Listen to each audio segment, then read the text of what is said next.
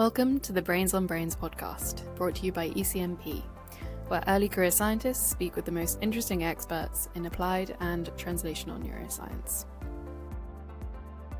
Hello, everyone, and welcome to another episode of the ECNP podcast.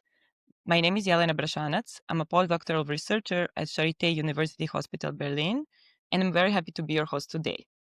It is my pleasure to introduce Gerard Clarke, professor of neurobehavioral science and principal investigator at APC Microbiome Ireland at University College Cork.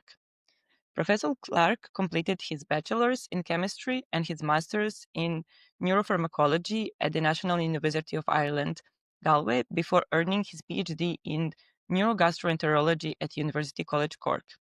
His research investigates how the gut microbiome influences behavior and the brain function across the lifespan, how microbial pathways regulate tryptophan metabolism, and how we may identify translational biomarkers in stress-related psychiatric disorders. Professor Clarke, welcome. It's a pleasure to have you at this podcast episode. Sure. Thanks very much for the opportunity to join you today. I'm looking forward to the conversation. Your PhD training at the University College Cork placed you really at the birthplace of some of the most influential microbiome brain research. But I guess this connection is going deeper than the timing alone and place. So let's just start with the question, how you actually developed the interest in microbiome and its relevance to mental health. Sure. I mean, there's an element, I guess, of serendipity in many discoveries in science, and I suppose the way my interest about also has a bit of luck about it. So I returned to Ireland from Australia in 2004, and I moved to Cork to join my partner then, wife now. And she'd been working on a PhD on norovirus, actually, which is the winter vomiting bug. So I kind of definitely appreciated from her work the role of microorganisms in changing gut feelings for a while. But when I moved here, I contacted Ted Dinan, who had just joined University College Cork as the head of the Department of Psychiatry. He was looking for a research scientist with analytical chemistry skills to set up some HPLC analysis techniques in his lab. So APC Microbiome Ireland had been up and running then for a couple of years, but it didn't have a gut-brain axis focus. And Ted was really brought that initially to APC Microbiome Ireland. And I was hired essentially to look at kind of two initial project areas. One was around PGP transporters and drug distribution across the blood-brain barrier.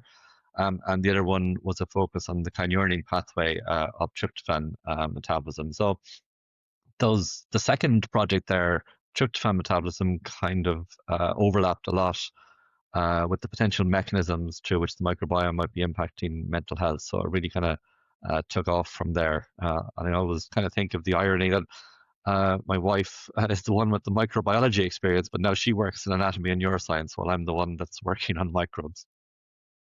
Yeah, that's a very interesting story, and I really like also how it shows this kind of interconnectedness of personal and also professional life, and this very serendipitous moments that shifted, I guess, both of your lives and the careers today. And looking back also, beside this kind of a defining moment of returning to Ireland and getting into the research, um, what are some of the other moments that set you to this path? Maybe getting one of your first big grants, and where you thought, oh, this is kind of my place, or this is where the future is.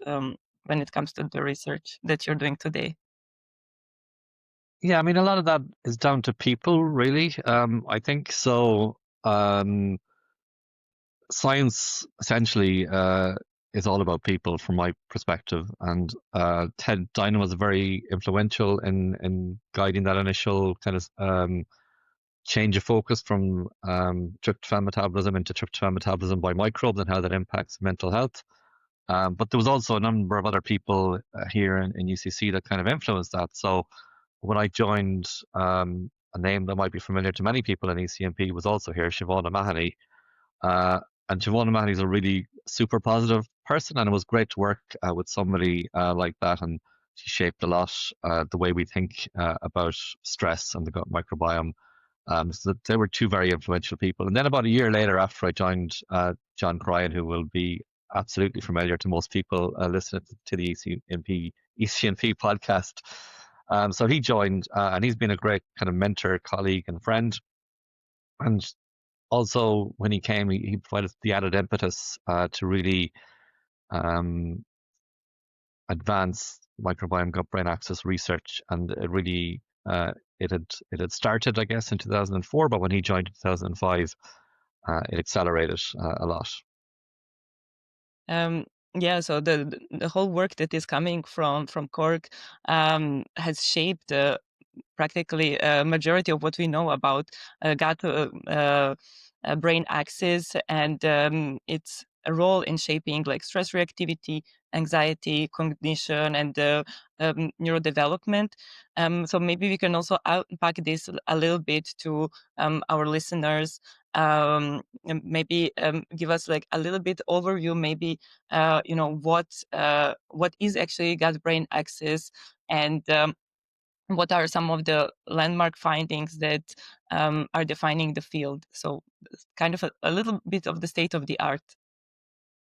Sure. So when we talk about the gut-brain axis, it's not a new concept. It's been around for quite a while. So this really describes the bidirectional relationship and communication pathways between the gut and the brain. And there are a number of important pillars within that. We know, for example, that your gastrointestinal tract is very heavily innervated by the vagus nerve. That's a direct channel of communication between the gut and the brain. The immune system and the HPA axis are important pillars of the gut-brain axis. And we need to appreciate that our gut microbes as well are like many factories churning out microbial metabolites from the raw materials we give them. So when you have your breakfast and you have your dinner, you're not just feeding yourself, you're feeding your microbes, and you're giving them the building blocks to make the molecules that can facilitate host microbe interactions, such as short chain fatty acids from fiber or the endols that are derived from tryptophan. So in terms of what we've been at for the guts of 20 years now in Cork is trying to figure out the scope of influence of our gut microbes on behaviour, the mechanism that might be underpinning that.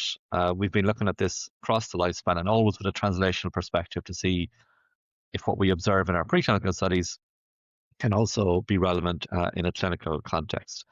So some landmark observations from my perspective certainly relate to microbial regulation of tryptophan metabolism and how that might be linked to altered behaviors relevant to anxiety and depression. We've looked at things like the interface between drugs and bugs, which is a really important area because our drugs can shape and remodel the gut microbiome, and that could have important implications for the side effects of drugs, as in the case of antipsychotics, or also, which is less well investigated at the minute, but also a strong focus of our attention, it may have an impact on how the drugs actually work. So the reshaping of the gut-brain axis signaling by the psychotropic drugs that we take may have an important role to play in the benefits accrued from those.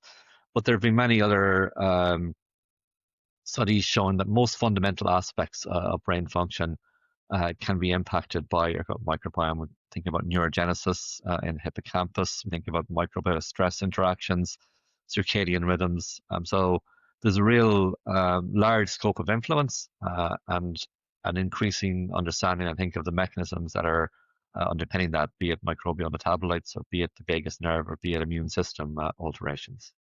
Yeah, and also maybe bringing the concept of psychobiotics in the story. I think it started as a novel concept, but now is coming more into the evidence-based discussion. So, can you explain maybe also to our audience what psychobiotics are and what we know about using them today in a clinical practice, or maybe just experimentally?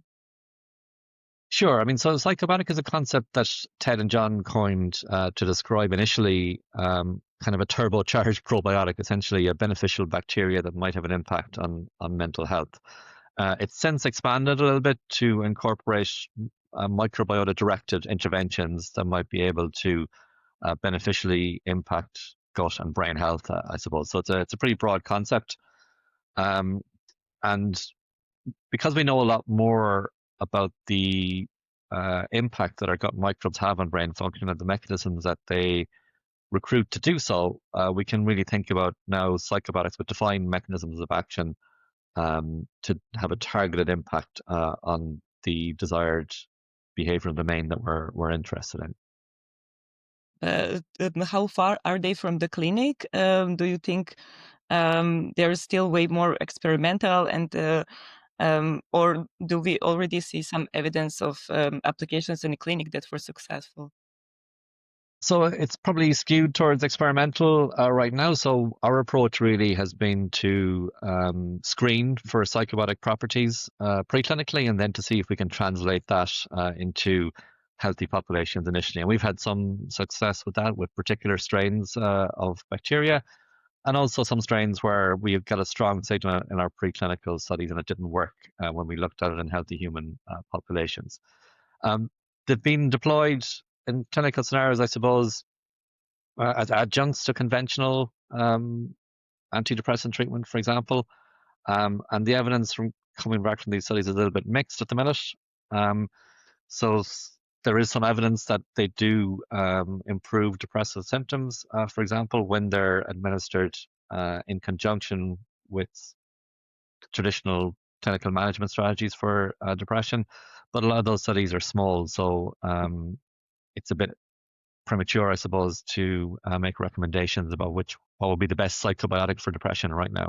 Yeah, and I think especially in this time and age when people are very much, focused on optimization and then supplementation of their diet, they may also think of maybe psychobiotics as like a little bit shortcut, or maybe even envisioning some applications that are not confirmed in the big studies. But maybe coming back to the projects that you are doing right now, what are some of the questions that the most excite you and that you are investigating? Yeah, so there's a lot of different plates spinning at the minute. I guess just this year at the ECNP meeting, I hosted a campfire with Marion Newells, where we talked about acute stress. And I'm really interested in acute stress and the gut microbiome right now because, acute stress is essentially the building block for the consequences of chronic stress exposures.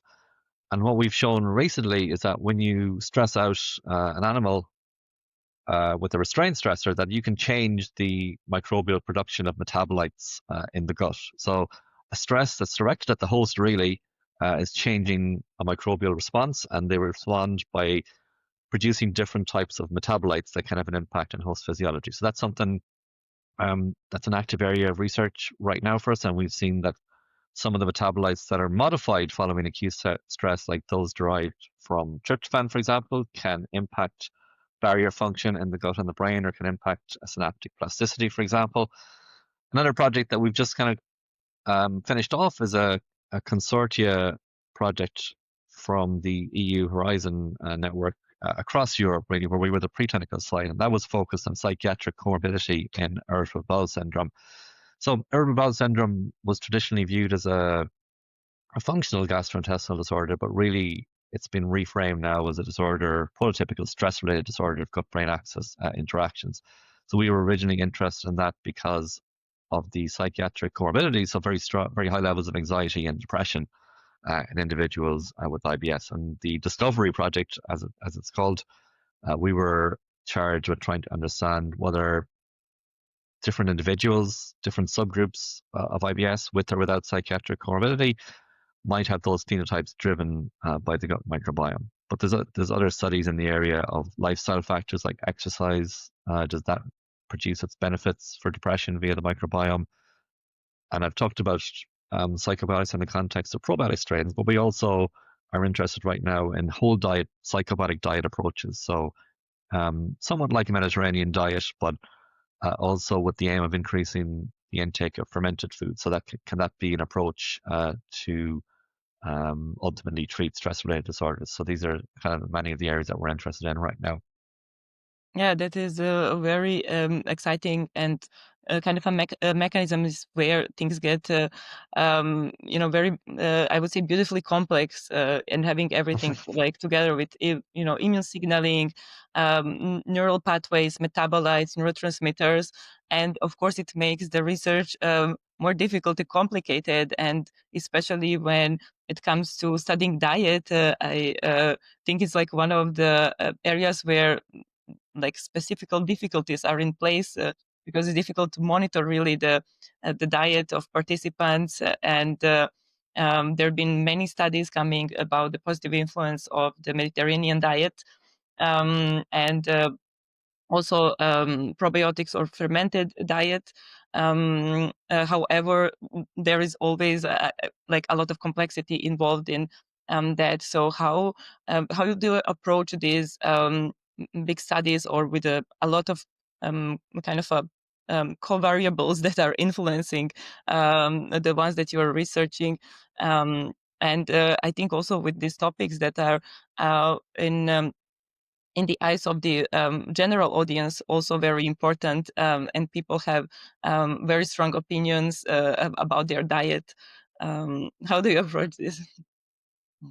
I mean, I think one of the ways, and it's something that we've done in the discovery project that I talked about with IBS, is the use of fecal microbial transplantation studies to try and get at causality and mechanisms. So if you have an intervention, be it diet, be it exercise, be it a particular subtype of a disease you're interested in, that's associated with a reconfiguration of the gut microbiome, then fecal microbial transplantation and a back translation approach can kind of give you an idea if those particular disease-associated microbiomes or those particular modified microbiomes as a consequence of an intervention can drive the phenotypes that you're interested in your animal models. This is something that we've done with depression, for example, where we've been able to transfer aspects of the depressive phenotype.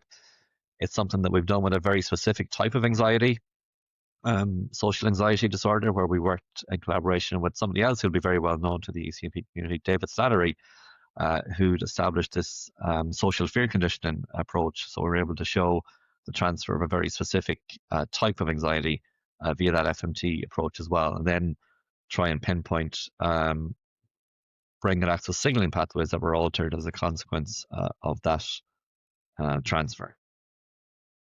And as our podcast is dedicated also towards like young researchers, what would be your advice to PhD students, for example, coming to this field and in this research,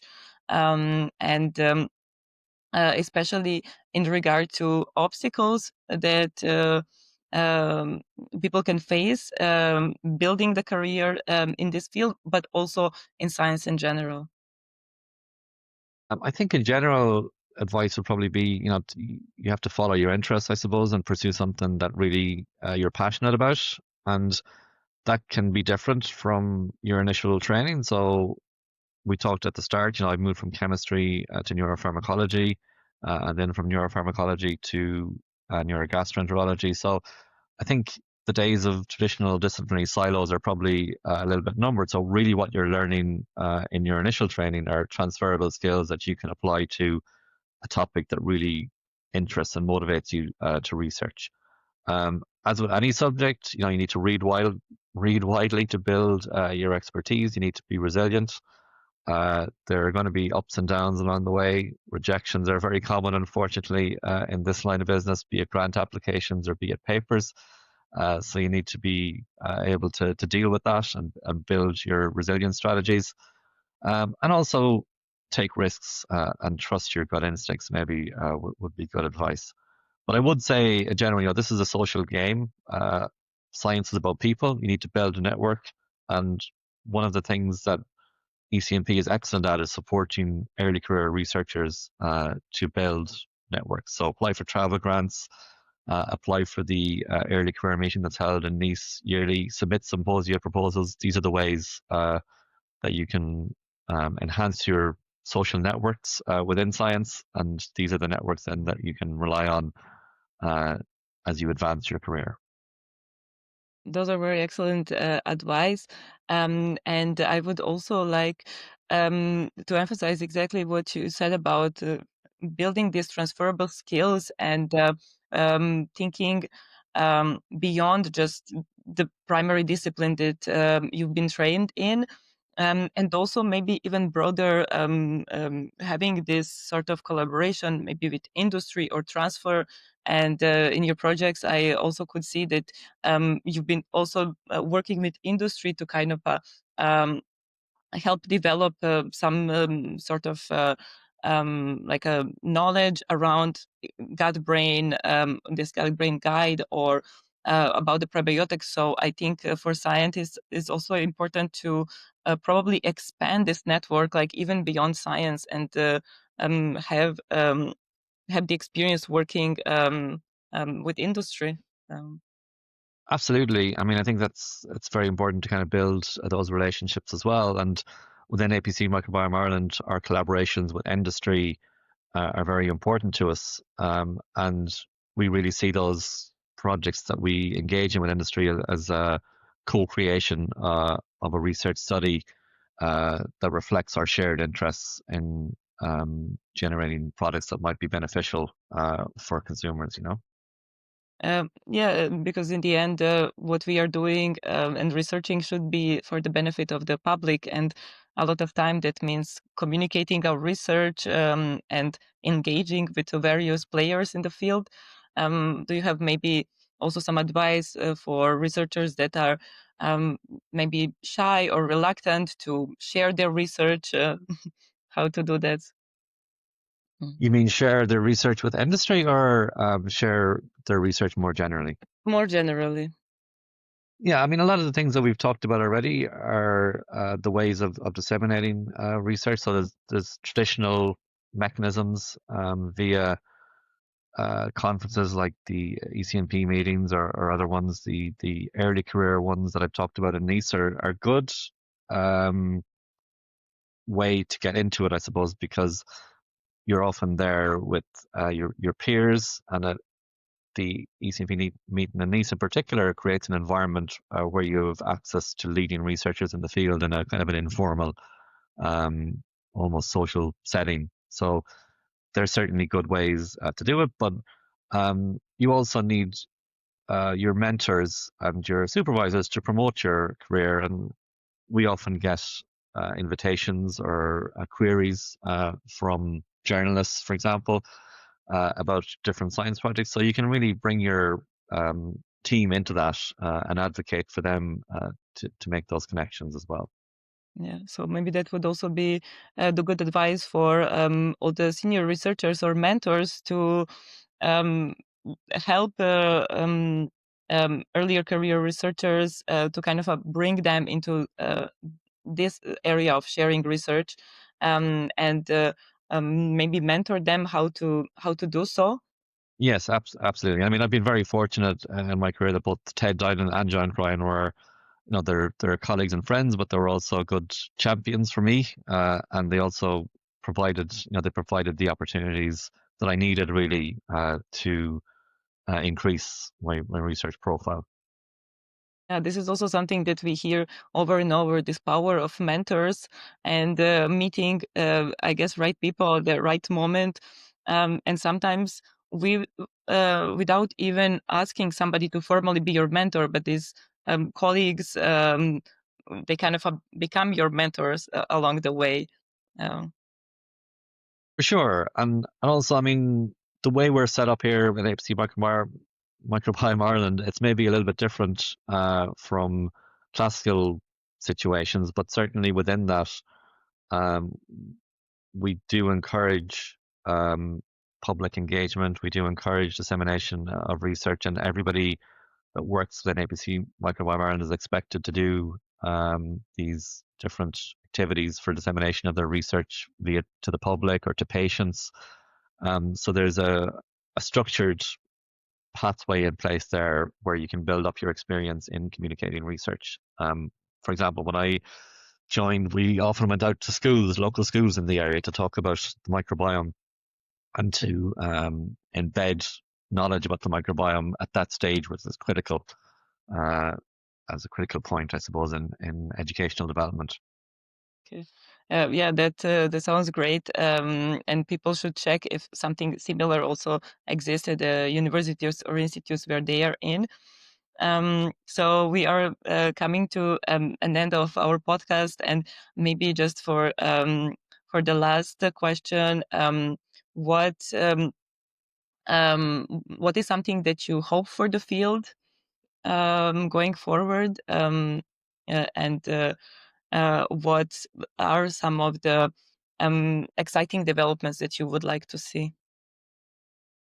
Yeah, so I think at the minute we're still a bit skewed towards preclinical animal studies. So I think we really need to see more translational efforts, and that's going to need more human studies, and we're also going to need longitudinal, larger human studies to really get at what's going on with the microbiome and brain health, to really get at the causality and mechanisms question.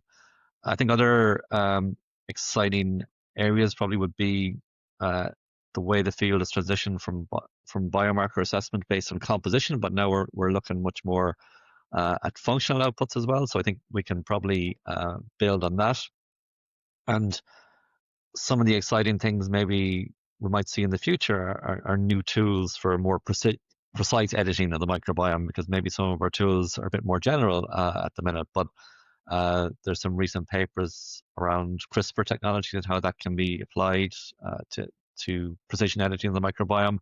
And also for biomarker assessment, then we have these idea of smart pills that we might use for biomarker capture. Because maybe one of the problems that we have in the field right now is that we rely on fecal microbiome assessments, but in reality, there's a lot of microbiome variation along the biogeography of the gastrointestinal tract. So if we can develop these smart pills to look for biomarkers at different points along the gut in real time, that's going to be a really important advance. Thank you very much. I'm also looking forward to see the new developments from this field, especially in relation to psychiatric disorders that are the topic of my research. And this is one of the really missing pieces that for a long time we were, I think, overlooking in psychiatry. But thanks to you and the work of you and your colleagues from Cork, I think we are getting more about the importance of microbiome, especially in psychiatric diseases. So Professor Clarke, thank you so much for sharing your insights, also your personal story and advice. It's been a pleasure speaking to you, and to everyone listening. Thank you for joining us, and we look forward to having you again in another ECNP podcast episode. Thanks very much, Lena. It was a pleasure talking to you. Thanks for listening to this podcast from ECNP. The views and opinions expressed in this podcast are those of the interviewee and do not necessarily reflect the official position of ECNP. The content of this podcast should not be used in any way as the basis for treatment decisions.